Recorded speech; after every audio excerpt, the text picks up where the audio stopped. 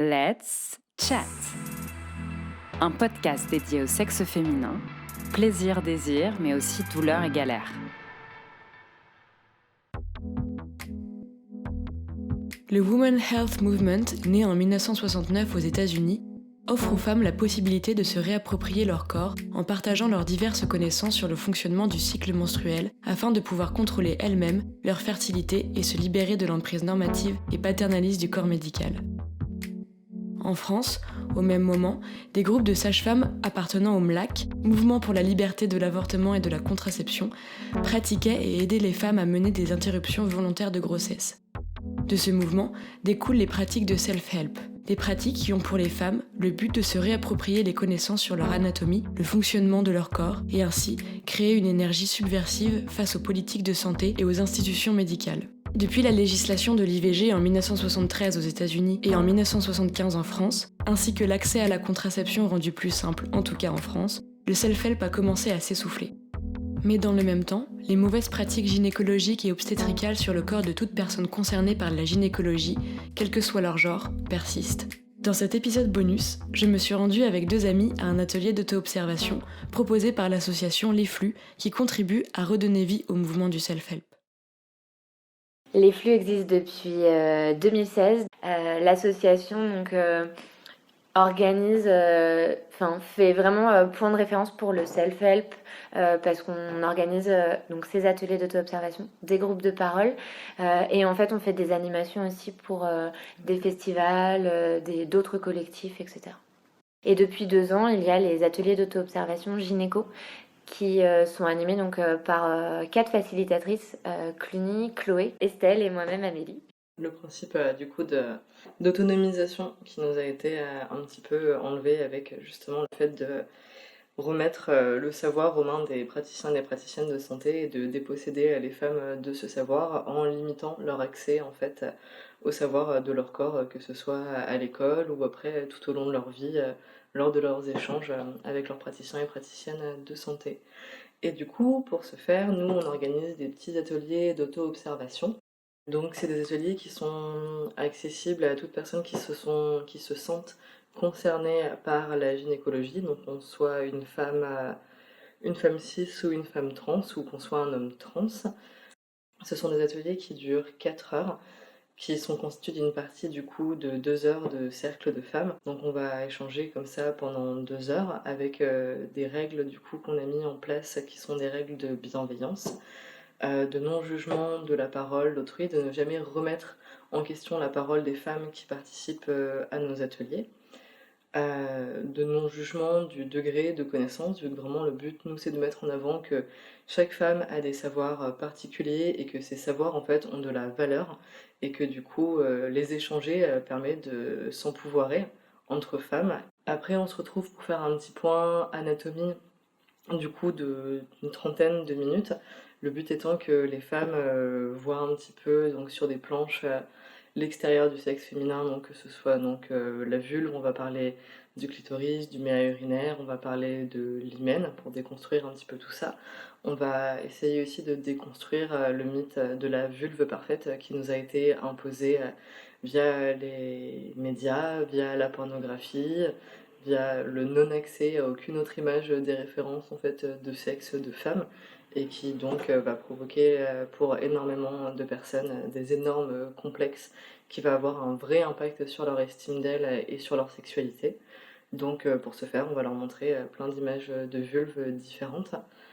Euh, Après, on va parler donc de l'intérieur du vagin, on va leur expliquer où se trouve leur col de l'utérus, comment le trouver avec leurs doigts, comment utiliser un spéculum si elles le souhaitent, et comment pouvoir voir leur col. Et après, on va passer à une partie plus pratico-pratique d'atelier, où on va demander aux femmes si elles ont toujours envie de participer à l'atelier, et si oui, on va leur proposer dans un premier temps, du coup, les facilitatrices de potentiellement regarder sur nous. Donc voilà, on leur montre sur nous, on leur montre notre vulve pour désexualiser. Aussi, c'est vraiment un passage qui est très très important. Donc pour leur montrer qu'il y a autant de diversité de vulves que ce qu'on a pu voir sur les petites planches qu'on leur distribue, que c'est pas forcément toujours facile, de s'y retrouver dans le sens où quand on n'a jamais vraiment regardé entre ses cuisses, c'est pas forcément facile de savoir ce qu'on voit et à quoi ça correspond. Donc on va leur montrer le clitoris, on va leur montrer les lèvres internes et les lèvres externes, leur, l'hymen et on va leur montrer le méa urinaire aussi. Et après, pour celles qui ont toujours envie, donc on s'adapte en fonction de celles qui ont envie d'être dans des coins un peu isolés et surtout cachés.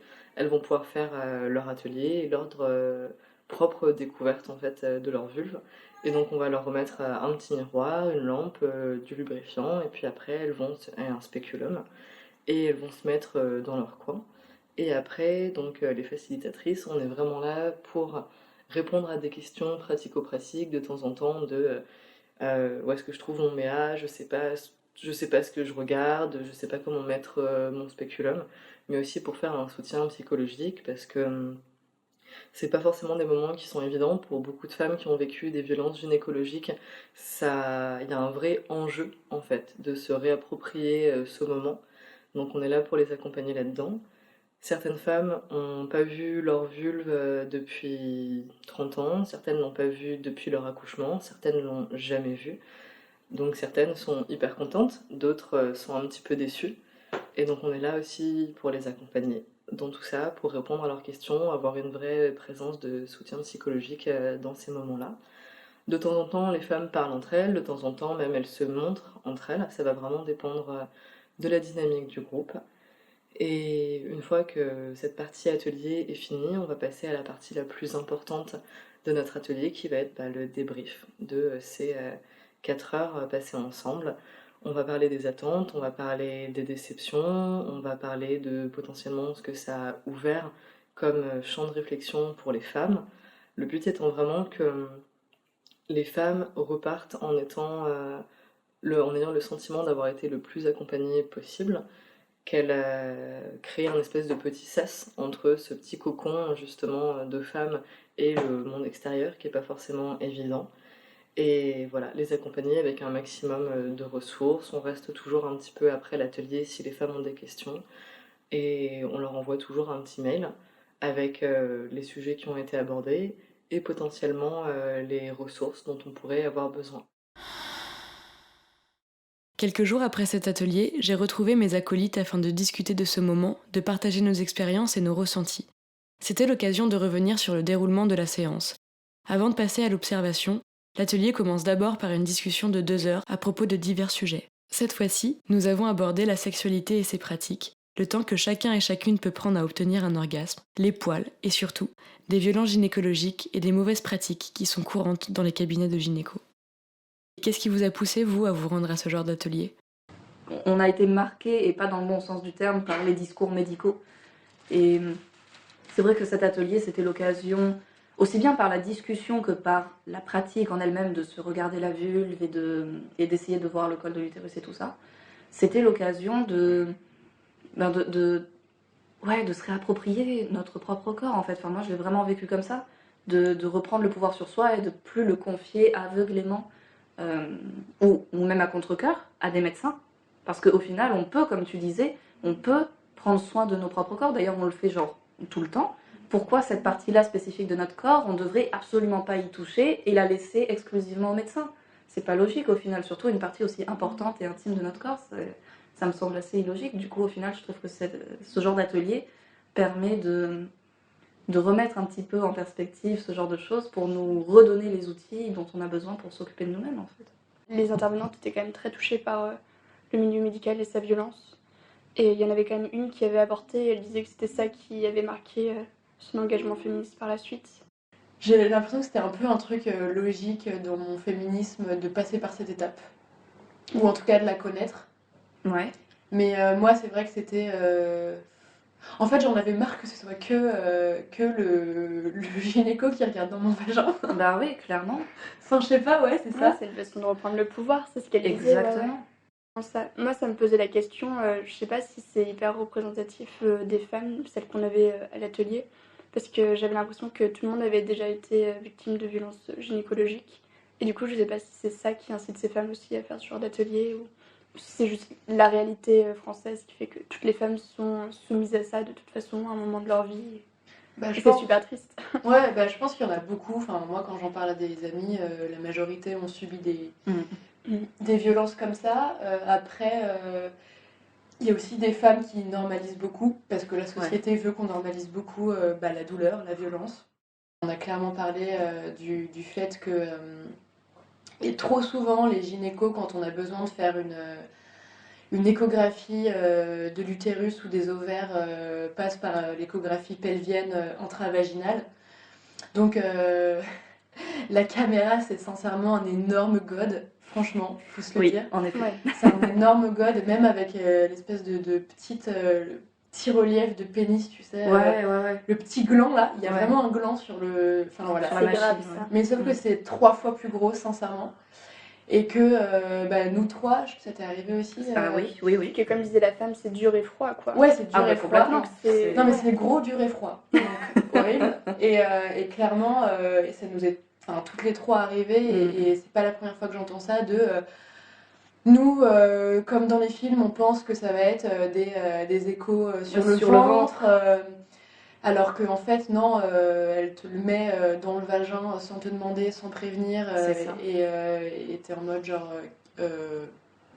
qu'est-ce qui vient de se passer là? Parce que t'enfoncer un échographe dans le vagin, c'est un viol. Enfin, il n'y en a pas beaucoup qui se disent ça, alors que clairement, c'est ça en fait.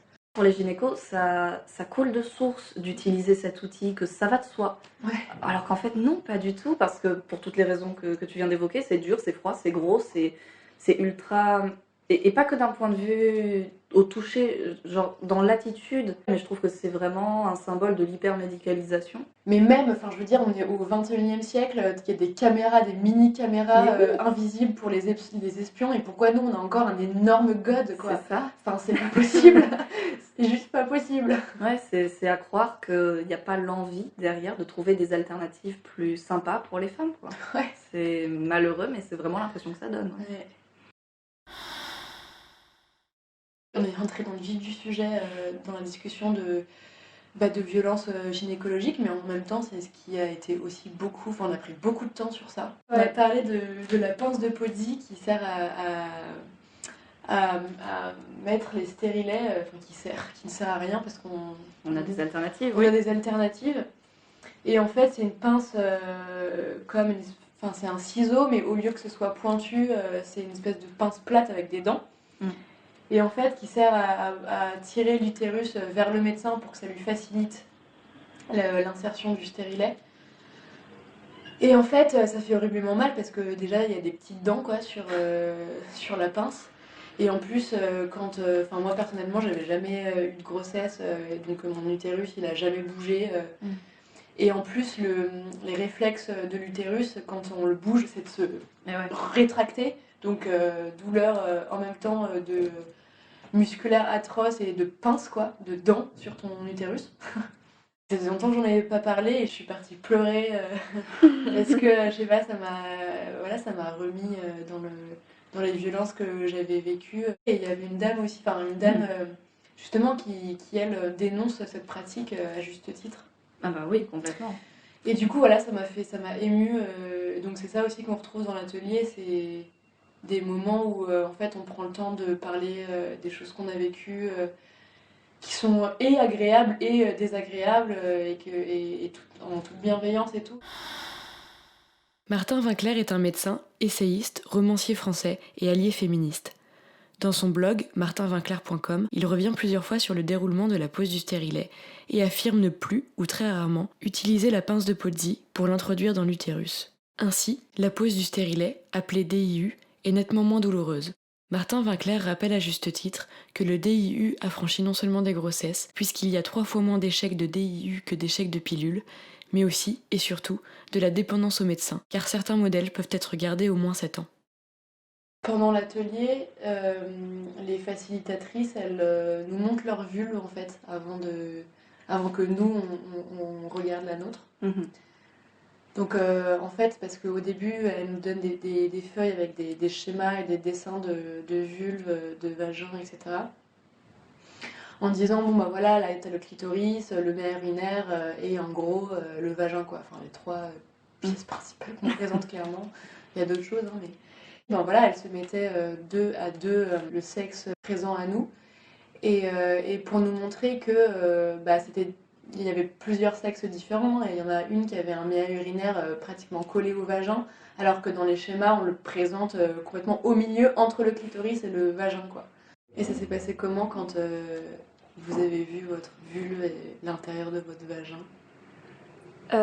Moi, je sais pas si c'est hyper représentatif parce que genre j'ai trouvé tout ce que je voulais assez rapidement et assez facilement. T'as trouvé quoi? Bah, j'avais le petit schéma à côté et tout, et j'essayais de chercher le méa urinaire, les petits plis qu'il y a en dessous de l'ouverture du vagin, où c'est là où il y a l'orgasme par exemple. Enfin, le liquide Ah oui, oui. de l'orgasme qui peut sortir. Mon col de l'utérus, je l'ai vraiment trouvé du premier coup.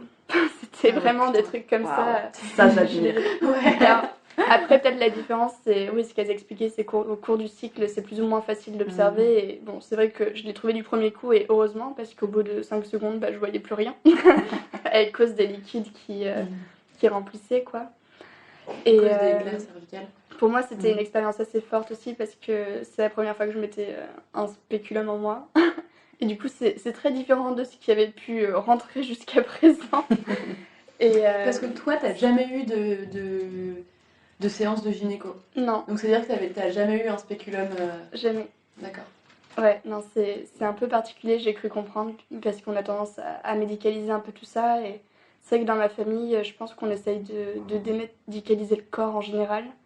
Et je pense qu'il y a très peu de femmes de ma famille qui vont chez des gynécologues, à part peut-être au moment de la grossesse.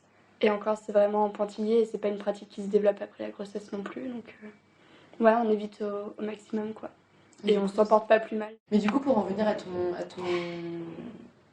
expérience de spéculum. Donc, de ce que j'ai cru comprendre, déjà, on avait des spéculums particuliers qui étaient transparents, en plastique, qui permettaient de voir un peu mieux. Alors qu'habituellement, ça a l'air d'être un truc vraiment beaucoup plus dur et beaucoup plus froid en métal. Ouais, bah en fait, c'est vrai que. Je sais pas, pour moi, les spéculums normaux, ça devrait être en plastique. Oui, Bah, c'est ça qui devrait être la norme en fait. Ça paraît vraiment plus intelligent. C'était particulier. Bah, moi, j'ai pas eu de problème pour l'entrée. Après, je trouve ça un peu effrayant. Je maîtrisais pas forcément très bien. Puis il faut rentrer et puis il faut le tourner avant de l'ouvrir. Enfin, c'est un peu particulier comme technique. Il faut le bloquer ouvert. Ça, c'est un peu effrayant parce que je me dis que si t'as une contraction, bah, faudrait mieux que ça reste pas bloqué ouvert, sinon tu peux te faire super mal, j'imagine. Ouais. Faut vraiment être assez détendu en fait quand tu fais ça. Donc là, c'était vraiment parce qu'on était dans une bonne ambiance, peut-être que c'était le cas aussi et que ça s'est bien passé, mais je pense que les femmes qui étaient un peu stressées, ça devait pas être très évident dans la salle. Moi, pour l'insertion du spéculum, déjà j'avais mes règles. Ouais. C'était la première fois que je voyais mon sang couler de mon vagin. Enfin, je le vois, mais dans les toilettes, quoi.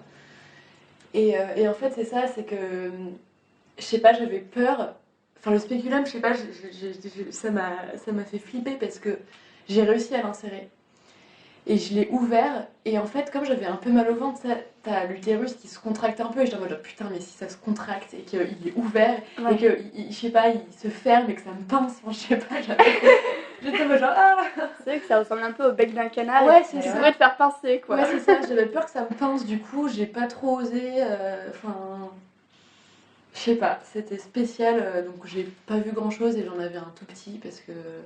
Enfin voilà, je sors d'un vaginisme et du coup c'était un peu contracté. Tu peux le faire allongé avec les jambes un peu comme si t'étais en position missionnaire, quoi.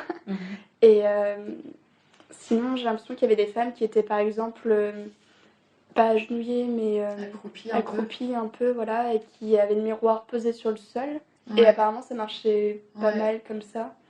Et elles étaient plus à l'aise, alors qu'avant, apparemment, le spéculum n'arrivait pas à rentrer. Ouais. Donc, j'ai l'impression qu'il y a différentes façons de procéder qui peuvent être peut-être plus ou moins pratiques ou En même temps, qui correspondent plus ou moins aux gens. ouais, quand t'es un peu accroupi, ou enfin accroupi sur les pointes de pied, c'est un peu ça en fait la position. Bah t'as le dos droit, donc forcément, bah, c'est un peu la position d'accouchement naturel, quoi. C'est vrai. Et en fait, du coup, tout est détendu. Mm. Bah oui, parce que franchement, dans la position gynécologique, la femme ou les personnes qui ont un vagin sont allongées. Donc quand t'allongé quand même, t'es dans une position un peu plus vulnérable quoi, que le médecin. Et si c'était le médecin qui était allongé pour nous regarder, sachant qu'on est plus à l'aise et c'est plus facile de décontracter le vagin dans une position accroupie avec le dos droit. Voilà. Ouais, il y a un mouvement à lancer là. Je crois qu'eux-mêmes se sentiraient très vulnérables, allongés. Bah, tant mieux. Ouais, Ce serait pas mal pour inverser les rôles. Ouais. exactement. Ça pourrait peut-être donner un aperçu de ce qu'on vit en fait pendant les examens classiques avec eux. Du coup, t'as vu ton col de l'utérus? Ouais, c'est... C'est comment? C'est un col de l'utérus. J'ai entendu quelqu'un dire que c'était mignon. Ouais, peut-être.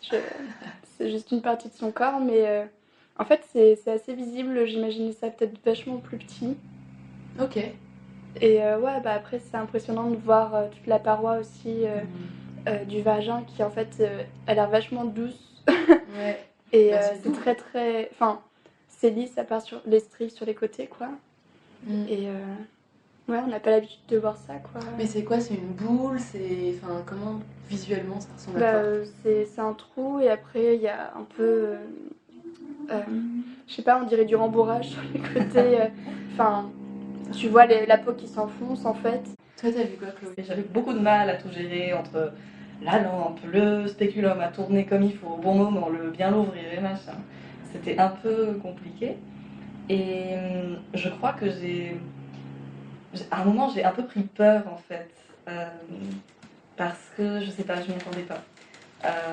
J'avais réussi à mettre le spéculum sans trop galérer, à le tourner comme il faut, et puis je l'ai ouvert. Et du coup, ça m'a fait une fenêtre sur mon vagin qui m'a permis de voir avec le reflet du miroir en face. Et je sais pas, ça m'a fait un genre de choc, parce que je m'attendais pas à aussi bien voir. Alors du coup, c'est vachement contradictoire avec ce que je te dis, mais je m'attendais pas à avoir une fenêtre comme ça aussi accessible. Et je sais pas, ça m'a un peu choquée, ça m'a un peu fait peur quelque part. Et du coup, j'ai eu un moment de wow, qu'est-ce qui se passe? Et là, j'ai galéré. Genre, le spéculum, il a commencé à se retirer tout seul. Enfin bref, c'était compliqué. Et j'ai été surprise d'un truc aussi, alors que ça va de soi, mais j'ai été surprise à quel point c'était profond. Ah ouais. C'est con, hein, ça paraît être la première chose qu'on se dit quand on pense à un vagin, c'est comme c'est un couloir qui va dans le corps, ok, super. Ben non, j'avais pas pris l'ampleur de la chose. De le voir, de vraiment le visualiser, ça m'a interpellée. Et bon, par contre, contrairement à toi, j'ai pas du tout vu mon col de l'utérus. C'était pas pour cette fois-là, ce sera pour une fois ultérieure, je pense. C'est pas perdu. Exactement. Mais c'était quand même ultra impressionnant, ultra. Je sais pas, ça paraît un peu bateau, mais j'avais vraiment l'impression de découvrir mon corps. Et je me dis, à 22 ans, il était temps. Ouais. Il était temps, sachant que bon, j'ai quand même commencé ma vie sexuelle il y a quelques années. J'aurais dû faire ça beaucoup plus tôt en fait. Donc je suis très heureuse d'avoir enfin pu le faire et j'espère que je vais pouvoir me faire d'autres sessions chez moi tranquillement pour essayer de voir le col, pour essayer de mieux voir encore et de mieux me connaître au final parce que c'est un peu ça. Et moi j'ai régulièrement regardé ma vulve. Mais tu sais, t'es avec ton téléphone en miroir, tu galères et tout. Et en fait, je sais pas pourquoi, dans ma tête, le méa urinaire, c'était une espèce de... Enfin, c'était en relief, en fait. Enfin, c'était... je sais pas comment dire... un peu comme un clitoris, mais plus plat. Ah d'accord, ok, oui. Et en fait, non. C'est une surface lisse. C'est un mini trou, mais alors, même presque invisible. Ouais. Et du coup, je me demande, mais putain, mais il est où et tout? Ça se trouve, il est dans mon vagin. Je sais pas. Parce que ça arrive, les méas qui sont dans ça le peut se vagin. produire. Ou hyper proche et tout, pas du tout au milieu. Et en fait, non, il était... En fait, il était là. Mais juste, et du coup, j'étais en mode genre, putain, il est où mon méa? Et j'ai appelé une des meufs, j'ai fait, ouais, tu veux pas m'aider? Et c'était marrant ça, parce que je pensais que... Parce qu'en fait, avant de proposer, avant de se lancer dans l'auto-observation, on demande aux femmes si elles veulent des petites cabanes et tout, et moi j'avais demandé une petite cabane. Pour pas être visible des autres, Ouais, c'est ça. Enfin, pour être un peu plus dans l'intimité. Et en fait, quand j'ai commencé à faire mon truc, je me suis dit, en fait, je m'en fous de la cabane, sincèrement.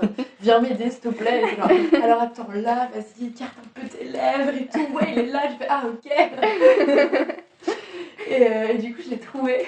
C'était pas du tout l'idée que j'en avais, quoi. Parce que quand, je sais pas, quand je me regardais, ou même, tu sais, quand tu te penches un peu, t'as ton espèce de... T'as le prépuce du clitoris qui est comme un peu en relief. Du coup, tu peux pas voir vraiment... Ouais, ça cache un peu. Ouais, ça cache un peu. Et du coup, je sais pas pourquoi, dans ma tête, ça, c'était l'urètre. Ah, d'accord. Tu vois, parce que l'angle, il était, je sais pas, Ah oui. truc d'angle compliqué. Et du coup, ouais, moi, c'était mon méa, vu que j'ai pas vu mon col de l'utérus. J'ai bien vu les espèces de petits trous. Ouais, sur le côté, ouais. Ouais, super visibles, là où ton liquide d'excitation. Ouais. Ils étaient ultra visibles pour toi? Ouais, le relief, ouais, on voyait bien qu'il y avait un relief entre le vestibule et l'espèce de petits creux.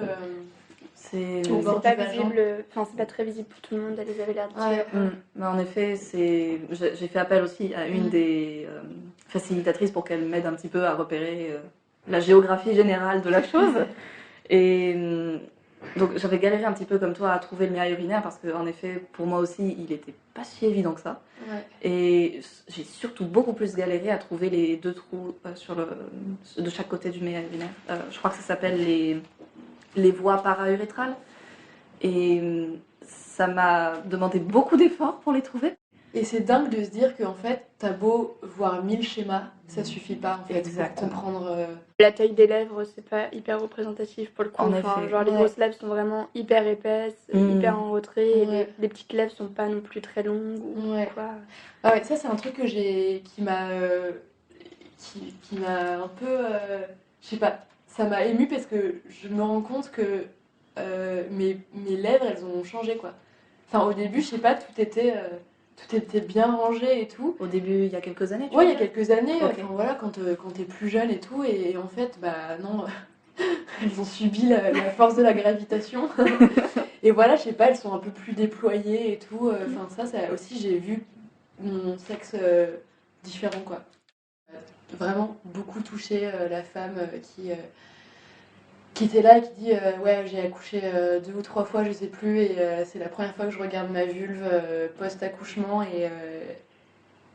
et qu'elle se dise, enfin qu'elle soit en larmes, putain, mais ma vulve, elle a tellement changé, quoi. Enfin, je sais pas, ça m'a touchée. J'étais surprise de voir à quel point c'était en effet pas lisse, contrairement à ce qu'on nous présente sur les schémas, genre comme celui-ci qu'on a sous les yeux, il est... Ouais, c'est aussi bien les grandes lèvres, les petites lèvres, tout est extrêmement lisse, alors qu'en fait non, il y a plein de replis de peau à plusieurs endroits qui sont beaucoup plus intéressants au final, je trouve, et qui sont beaucoup plus jolis. Parce que là, c'est presque... C'est pas très réaliste quoi. Ouais, au final, c'est pas si réaliste que ça. T'as juste de quoi avoir plein de complexes pour le restant de tes jours. Exactement. Et voilà. Et pour se regarder, faut pas hésiter à écarter les lèvres intérieures, à tirer un peu plus, parce qu'il y a, c'est vrai qu'il y a plein de plis, plein de petits recoins. Et est-ce que vous avez vu votre hymen ou pas? Parce que c'est la peau en fait autour du vagin. Ben du coup oui, je l'ai vu, et sauf que je savais pas que c'était ça. Ouais. Je l'avais vu pareil comme toi, il m'était déjà arrivé de me regarder genre après la douche ou des choses comme ça. Ouais. Et j'avais déjà vu en effet cette peau qui était autour du vagin, mais j'avais pas... Enfin autour et très proche du vagin, mais j'avais pas compris que c'était ça l'hymen. Moi je pensais que l'hymen c'était une membrane qui était déjà dans le vagin. Ouais, qui était à l'intérieur. Exactement, Ouais, moi du aussi. coup j'avais pas saisi que... Ah mais c'est ça l'hymen en fait. Donc là ça m'a permis il y a une semaine de comprendre ce qu'étaient ces peaux autour de moi en fait, enfin autour de l'entrée du vagin. Autour de l'orifice du vagin. C'est ça. Pour le coup, moi je suis pas bien sûre de ce que j'ai vu pour ça. Mais rien que dans les explications qu'on a eues au préalable où on dit que c'est pas une peau qui ferme l'entrée, mais plutôt un donut quoi, qui fait le tour. Oui, c'est ça. Je pense En fait, que c'est déjà un donut. rien que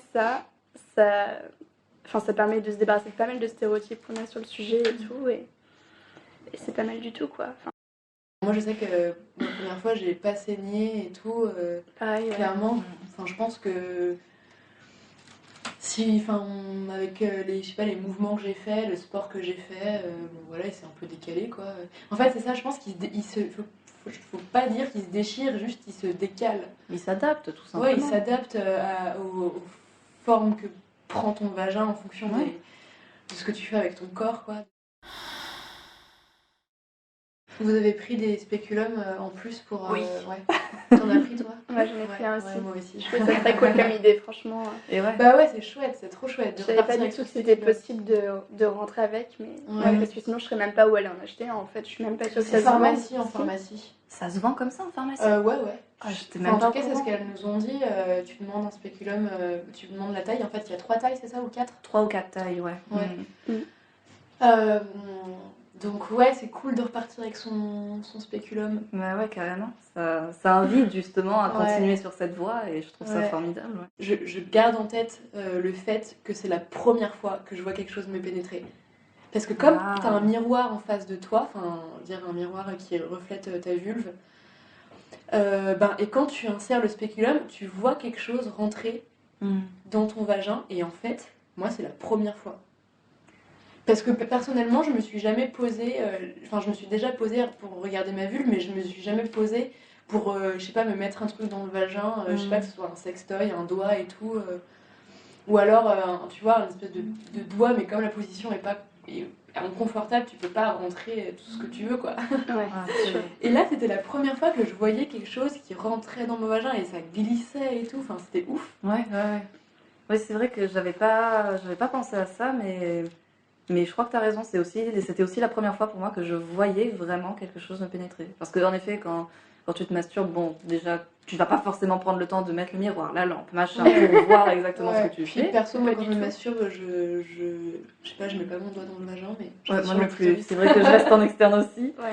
Et avec des rapports avec des partenaires, c'est vrai que tu vois pas non plus. Ouais. Tu le ressens, mais tu vois pas. Ouais.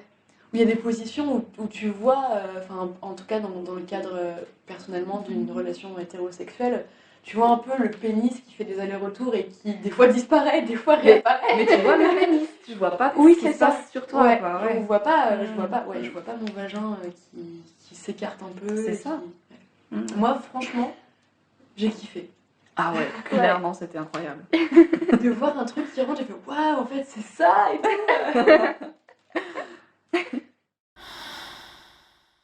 À la fin, on a conclu un peu sur le fait que c'était important de désexualiser cette partie du corps. Mais est-ce que la rendre à soi, c'est pas la sexualiser encore plus? Et le fait de dire non, cette partie-là, on l'enlève des mains des médecins, ce serait pas une manière de la rendre encore plus intime? Je l'avais pas envisagé, problématisé comme ça. Du coup, je trouve ça intéressant la façon dont tu le présentes.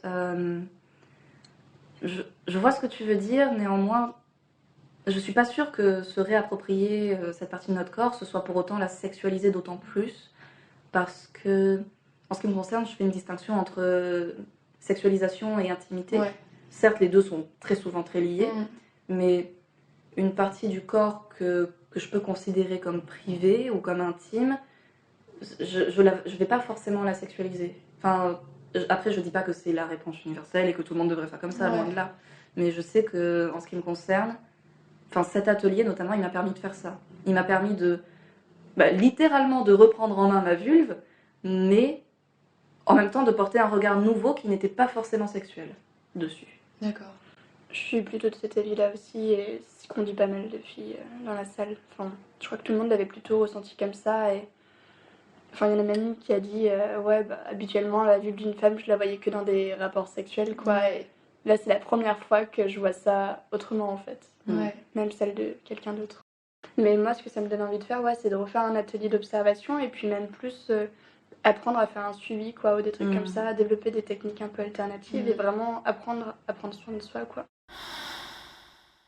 Il y a beaucoup le discours, oui, la vulve, le vagin, c'est mystérieux, etc. Mais c'est juste mystérieux parce qu'on ne nous l'explique pas, quoi. Ouais, parce qu'on ne veut pas en parler tant que ça, au final, en tant que société, pour un mot facile. Ouais, on nous laisse dans le mystère. C'est ça. Même les jeunes filles n'osent pas aller regarder de trop, je pense. Il y a un discours un peu ambiant sur le fait que c'est une partie du corps à diaboliser, une partie du corps qui est sale, qui est honteuse. c'est vraiment quelque chose qu'on nous inculque très vite, très jeune et de façon très générale, j'ai l'impression. Et justement, cet atelier et le fait que les facilitatrices nous montrent leur vulve comme ça a cassé complètement ce discours et j'ai trouvé que c'était ultra empowering, tu vois. Enfin, vraiment, c'était le pouvoir aux femmes et on est belle de cette partie-là du corps aussi et on ne devrait pas en avoir honte, on devrait, dans la mesure de nos moyens, si on est prête, etc., essayer je sais pas, presque d'en tirer une certaine fierté, moi j'ai envie de dire. Ouais, exactement. C'est vraiment le mot, je trouve. Mais ouais, c'est ça, exactement. On renverse les discours, allez, c'est parti.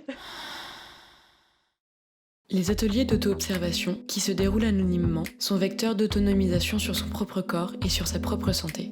Toute personne s'étant déjà rendue dans ce genre d'atelier a du savoir gynécologique à transmettre et à partager. Toutes les personnes ayant un vagin et une vulve ont déjà les clés en main. En somme, toute personne possède un savoir légitime sur son propre corps. Si cet épisode vous a plu, n'hésitez pas à aller faire un tour sur le site de l'association, lesflux.fr, où vous retrouverez diverses ressources sur l'histoire des luttes féministes, le mouvement du self-help, ainsi que des sujets tels que les règles, la sexualité, la médecine et l'orthogénie. Vous y retrouverez aussi la programmation des ateliers d'auto-observation. Pour aller plus loin, je vous encourage à vous procurer le livre de Clarence Edgar Rosa, illustré par Suzy Q. Connais-toi toi-même, guide d'auto-exploration du sexe féminin, paru aux éditions La Musardine. Et aussi, la nouvelle édition française de l'ouvrage Notre corps nous-mêmes, manuel d'auto-appropriation féministe, apparaît chez Hors d'atteinte courant 2020. Un grand merci à Estelle et Amélie, les facilitatrices de l'association Les Flux, ainsi que mes deux amies, Clara et Chloé, pour avoir bien voulu partager leurs expériences sur Let's Chat. Merci à vous, auditeurs et auditrices, et rendez-vous au prochain épisode.